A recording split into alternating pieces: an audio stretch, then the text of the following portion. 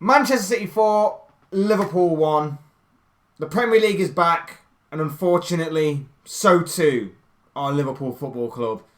Hey guys, welcome back to the channel. Welcome back to another video. We're going to be talking about this game that kicked off the Premier League weekend today. We're going to be looking at my club Liverpool, the dreadful performance that was. Manchester City closing the points gap on Arsenal at the top of the table. Reviewing what was a pretty pathetic game by Liverpool standards. Let's just get into it. If you have any comments, opinions on anything that happened during the game, obviously get involved in the conversation down below. Hit the like button, hit the subscribe button. Everything will be greatly appreciated. I'd love to know your thoughts, comments, opinions, predictions, feelings, whatever you want to call it, down below. But this was a game in which no one was really expecting Liverpool to perform any miracles in. No one was expecting Liverpool to absolutely wipe the floor with City. People said that maybe a draw was maybe the best bet and a best scenario that Liverpool could get out of this game. And I predicted that going into it. If you look back at my predictions video that I did, I said that Liverpool might be able to catch City off guard here. Liverpool might be able to get back after the international break, maybe catch City. Obviously, City have got to come out and attack Liverpool because of the scenario that they're in themselves. They're chasing Arsenal at the top of the table. They have to go for the win here. A draw is not good enough.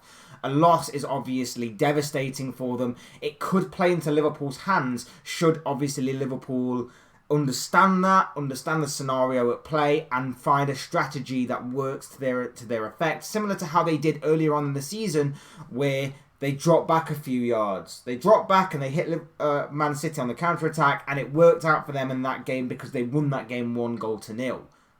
If Liverpool were to do that in this game, it might have played out differently. But it didn't, because they didn't play that way. They instead played their usual way, usual high line, and it came back to really, really bite them. And it was pathetic. That second half display was dreadful. That second half display was pathetic. That second half display was just shambolic. From the first whistle of the second half to the last whistle of the second half, and then entirely the game. Just pathetic.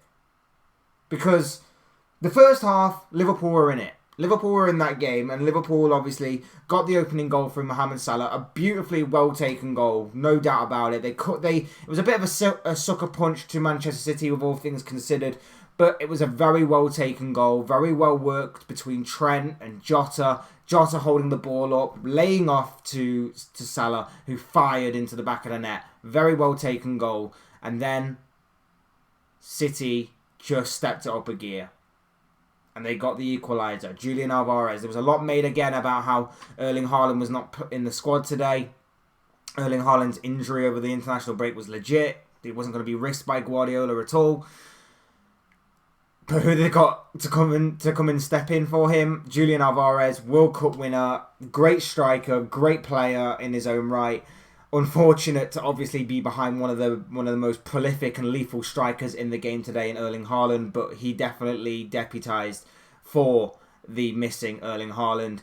Got his goal, got the equaliser, and again, City just continued to crank up the pressure, crank up through the gears. And it played out in the second half. It played out in the second half how it did. Liverpool went into that interval, 1-1. You're thinking, okay, just keep it tight. Just keep it the way that we're playing. Try and hit them on the counter-attack. Maybe you could throw on Darwin Núñez, who can provide a bit of chaos on the counter-attack for Man City to have to contend with. No. Instead, Liverpool's defence failed to come out of the dressing room at half-time. They're non-existent in the entirety of that opening minute in that second half. And Alvarez plays ball through to Mahrez. Mahrez, simple ball across the face of goal. De Bruyne, simple tap in. It's the easiest goal De Bruyne is ever going to score because the Liverpool defence wasn't there.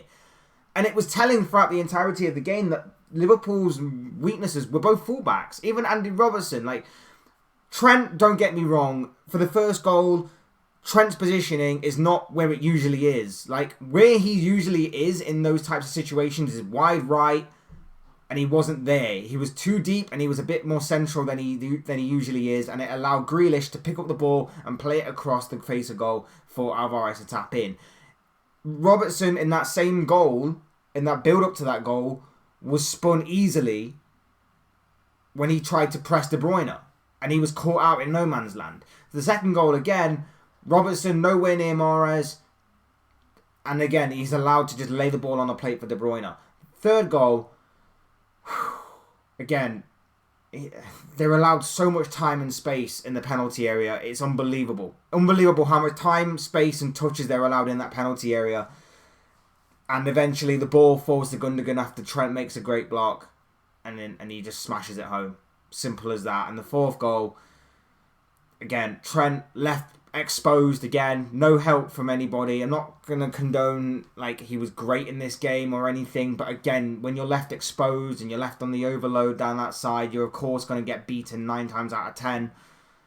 Grealish, who was great by the way, again, don't take anything away from Manchester City. I'm not like saying that Liverpool were really bad and that's why City won. City were obviously really great in this game. City set their game plan up, second half especially, to perfection, played exceptionally well. Grealish was at the heart and centre of everything that was good about Man City. He was excellent on the day. He stopped a counter-attack in the 25th minute that could have seen Liverpool go 2-0 up if obviously Salah had played the ball maybe better or maybe made a better decision going forward to try and play in Diogo Jota. And then 2 minutes later, he's setting up Alvarez's goal. Grealish was exceptional. City were great. It frustrates me that Liverpool's defence is like this. I do not recognise this team from a year ago. 12 months ago, Liverpool were competing on all fronts. Liverpool were obviously just off the back of winning the League Cup. They were going well in the FA Cup. They were still in the Champions League, and they were chasing down Manchester City at the top of the table. I do not recognise this team from 12 months ago. And I know there's a lot of issues. And I know Liverpool like to keep their cards close to their chest with anything that goes on with the club behind the scenes or in terms of transfers or anything. I know that Liverpool are like that. They try and keep things as private as possible. If there's news, it will eventually get filtered out, but it will be legitimate news and it will be proper news that is pretty much set in stone, shall we say. But with all these leaks coming out about how, stuff going on behind the scenes isn't great and there's a lot of movement in the backroom staff and everything, and then you see it on the pitch as well, and you see the dreadful performances and you see the drop off in the quality of certain players, and it was evident again today, the drop off in certain players. Harvey Elliott was in that midfield on his own. Harvey Elliott was in that midfield on his own. Henderson was too busy shouting at everyone to care about his own game. Fabinho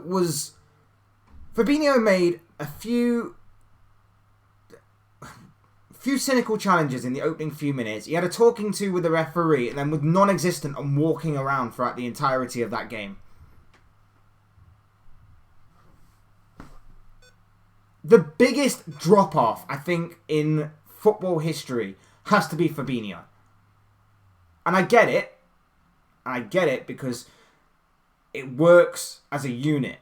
That midfield works as a unit. The way that Fabinho can play and play effectively is if he has runners around him in the forms of like a Henderson, or when it used to be like Wijnaldum or maybe even Keita at times. It works. And it worked as well with Thiago in a kind of double pivot. It doesn't work anymore. There's no runners. And Fabinho's legs are gone, and his positional awareness is poor, and he's just wandering around looking lost. I don't understand what's happened to Fabinho, but it's absolutely incredible the drop-off that we've seen from him this season. And there have been a couple of games where, you know what, it might look to have been back at his best, or he might look to go up a level in terms of performance. But then it's all come crashing down again. And his form has been very similar to what Liverpool's form has been this season. It looks good, and then it drops. And it drops drastically. Look good again, drops again. Look good, drops. It's a yo-yo of a ride that this season's been for Liverpool, and it's been incredibly poor, incredibly shocking. And like I say, by the end of the game, City were just passing the ball around like a training session. You might as well have swapped them Liverpool players out for training cones, and they would have done a much better job, because Liverpool were dreadful. Absolutely dreadful. Like I say, Harvey Elliott, I thought was okay in that midfield, but he was on his own in that midfield. I didn't think Henderson or Fabinho helped him out at all. Salah, I thought, had a really good first half. Obviously got his goal. I thought he looked very dangerous on that right-hand side. We should have just used him more. And I thought Jota did all right up front, holding up the play. Nice few touches here and there. But other than that, like second half, those performances completely dropped and faded into the ether, into non-existence. The game was over by that second goal. Liverpool just looked done after that second goal. They came out for the second half. De Bruyne gets his goal. Liverpool were done. And Liverpool are done for this season as well. Because the only saving grace, I think, from this weekend is that the teams that are in and around them are also in tough games. You've got Brentford and Brighton that are playing each other. You've got Newcastle playing against Manchester United. And, with... And Tottenham and Everton, but Tottenham, anything can happen with Tottenham, let's face it. That's the only saving grace this week, is that the teams that are in and around Liverpool have also got tough games. So I wouldn't expect too much to happen in terms of a change in the top four race. Obviously, a lot can still happen in that top four race, but let's face it, with the way the Liverpool are playing right now, it's going to be dreadful. And when you look at the games that are coming up for Liverpool as well, Chelsea on Tuesday. Like, don't get me wrong, Chelsea aren't great either. But against the Liverpool team, they can make anyone look great. Arsenal on Sunday.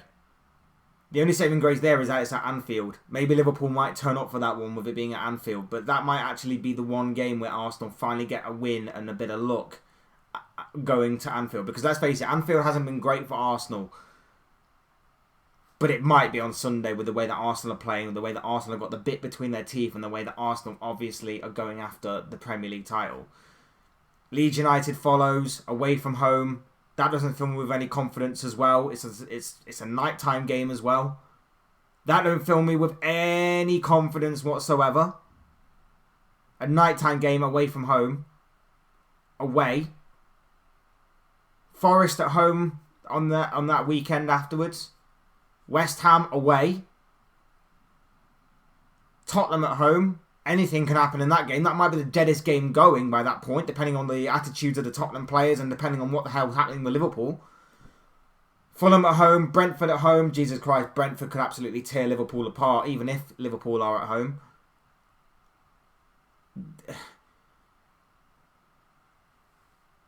And then Leicester away. Leicester relegation candidates, possibly. I don't know. I honestly don't know. And what we got to now put up with is more deflection. Is more news coming out of the club that, you know, maybe this summer is not going to be the massive overhaul that we expected, because Klopp's got plans for young players and players coming back from loans and stuff. I already seen that Ben Woodburn might be on his way back, as he could add something to the midfield apparently. Because obviously, no money FC. It's embarrassing. It's embarrassing. It's humiliating. It's shambolic. And I genuinely don't know. I've lost it now. Like I say, 12 months ago we were challenging on all fronts, and it's alright when you're riding high and everything looks rosy and everything looks brilliant to watch. And then obviously 12 months later, when everything's looking terrible, teams looking poor, rivals are doing things to advance them on for years to come, for the present and for the future, to make them bigger and better. And we're just stagnating. And when we stagnate, we go backwards. And when we go backwards, we go backwards. Because let's face it, this is what it's like now. Next season, Arsenal strengthen, United strengthen, Chelsea strengthen, City obviously strengthen. Chelsea, that massive ambitious project, they obviously go ahead of us. Newcastle continue to build. Brighton probably get better. Brentford probably get better. Spurs, it's 50-50 on what the hell they're doing. We are in utter shambles right now. And unless massive investment is going to be needed, I'm not talking bringing in players that are 90 to 100 million apiece. I'm talking about ripping out this squad for the majority of it. Defence and midfield areas as well, mainly, and just replacing it. Because I see a forward line that has the potential to be lethal and dangerous. And obviously, with a lot of change to that forward line over the past couple of years, still needs a little bit more time to gel when you're bringing in the likes of Nunez and Gakpo. I get that.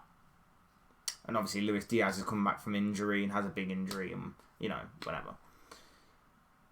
I see a goalkeeper that is still at the top of his game, still world class, and is getting more and more frustrated by the game. I feel really sorry for Alisson for being in this position this season, where he's been, in my opinion, the best goalkeeper in the world still. But thanks to a defence that just is scared of their own shadow, thanks to a midfield that doesn't work hard enough, is constantly picking the ball out the back of the net for fans to say, well, he's not that good. He let in that goal and that goal and that goal. I don't think there was a lot he could have done about either of the 4 goals today. Any of them 4 goals were genuinely not really his fault. I don't think he could have done much about them. That midfield, that defence needs sorting out massively this summer. And like I say, it's not... I genuinely believe you don't need massive fees for players. I'd love for Jude Bellingham to come to Liverpool because I think he'd be perfect for this club. And I know he costs a lot of money. But outside of that, it doesn't need to be massive amounts of money constantly. You can find gems of players for a few million here and a few million there. It's what Liverpool had done on the way to being built up under Jurgen Klopp during the early years. 8 million for the likes of Andy Robertson.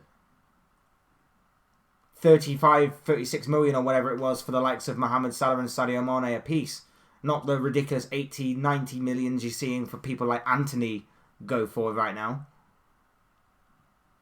You don't need massive amounts. You just need players that are willing to be a part of the team. Obviously, run through brick walls, fight. And I saw none of that with Liverpool today. Like I said, I wasn't expecting miracles. I was just expecting a fight, a better performance. And like I say, in that second half, I saw none of it. I saw absolutely none of it. And it doesn't fill me with any confidence going forward. It doesn't fill me with any confidence going forward for the rest of the season. How am I supposed to be confident going into any game this season, knowing that Liverpool can be great one week and then poor for the next few, and then great one week and poor for the next few? I honestly, I don't know. And personally, for me, it's Champions League or nothing. If we can't get top 4, I don't care for the Europa League. I don't care for the Europa Conference League. I'll still watch them in it. I'll still support the club.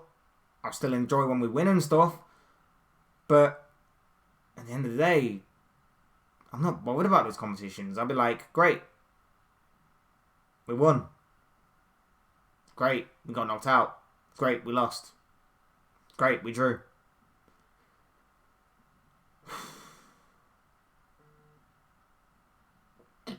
I don't know.